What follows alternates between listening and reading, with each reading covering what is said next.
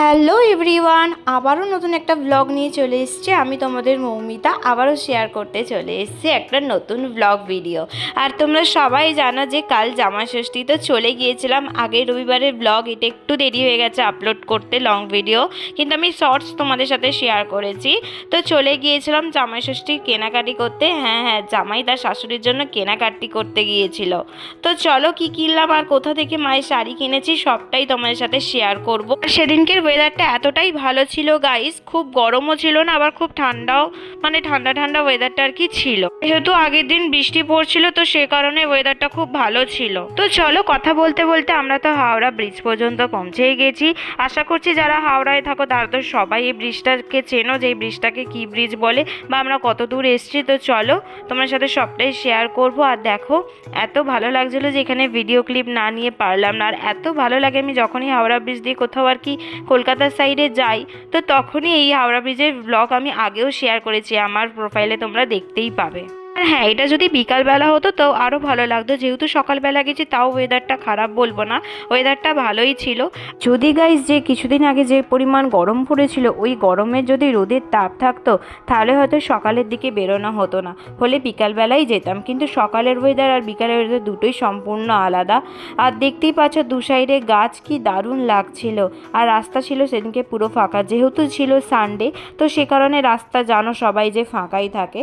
তো চলো আমি নিজের একটা ভিডিও ক্লিপ নিয়ে নিয়েছি, দেখতেই পাচ্ছ আমি কিভাবে প্রোটেকশান নিয়ে বেরিয়েছি। আমি ভেবেছিলাম হয়তো বেরোলেই হয়তো রোদ পাবো, কিন্তু না, সেই হিসাবে খুব একটা রোদ ছিল না। তো চলো যাওয়া যাক। আর যেতে যেতে তোমাদের সাথে সবটাই শেয়ার করছি। আর কোথায় গিয়েছিলাম সেটাই হচ্ছে সারপ্রাইজ। কি আমার মা যে দোকানে শাড়ি পছন্দ করে, দেখতেই পাচ্ছ আমরা চলে এসেছি অলরেডি কথা বলতে বলতে। হ্যাঁ, তোমরা ঠিকই চিনেছো, এটা হচ্ছে আদি মোহিনীমোহন কাঞ্জিলাল। তো আমার মায়ের খুব ইচ্ছা ছিল যে এই দোকানের শাড়ি পরার, যেহেতু ছোটোবেলা থেকে দেখছি যে এই দোকানের অ্যাড হচ্ছে, আমরা টিভিতে দেখেছি। তো আমার মায়ের খুব শখ ছিল যে আমি এই দোকানের শাড়ি পরবো। তো আমার মায়ের সেই ইচ্ছাটা আমি পূরণ করেছি। আর দেখতেই পাচ্ছ ওখানে ভিডিও করা অ্যালাউ ছিল না, কিন্তু আমরা একজনকে জিজ্ঞেস করে ভিডিও করেছি। তো যতটুকু পেরেছি করেছি, তারপরে একজন এসে বারণ করলো, তো তারপরে আর ভিডিওটা করা হয় না। যতটুকু পেরেছি তোমাদের সাথে সবটা শেয়ার করছি। আর তোমরা শাড়ির কালেকশানগুলো দেখো, এত ভালো লাগছিল যে কি বলবো, তোমরা দেখতে থাকো।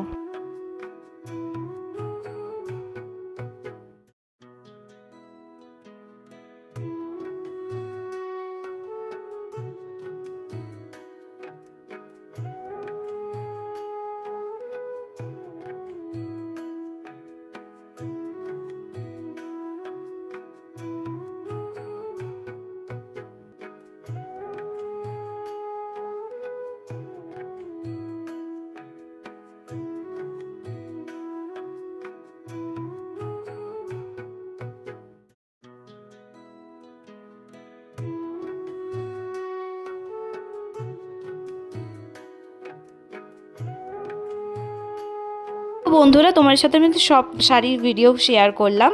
তো তোমরা বলো তো গেস করে যে আমি এর মধ্যে কোন শাড়িটা আমি আমার মায়ের জন্য নিয়েছি। তো চলো আজকের ব্লগটা এখান পর্যন্তই রাখলাম। শাড়ি তো কেনা হয়ে গেছে। তো কেরম লাগলো ভিডিওটা কমেন্টে জানিও, আর ভালো লাগলে লাইক শেয়ার কমেন্ট করতে ভুলো না। আর অবশ্যই কমেন্টে জানিও যে আমি আমার মায়ের জন্য কোন শাড়িটা নিয়েছি। হ্যাঁ, আমি তো তোমার সাথে শেয়ার করবই, কিন্তু কোন শাড়িটা আমি নিয়েছি তোমরা একটু গেস করে বলো। আর দেখতেই পাচ্ছ এই যে শাড়ি কেনা কমপ্লিট। তো চলো বাই, দেখা হচ্ছে নেক্সট।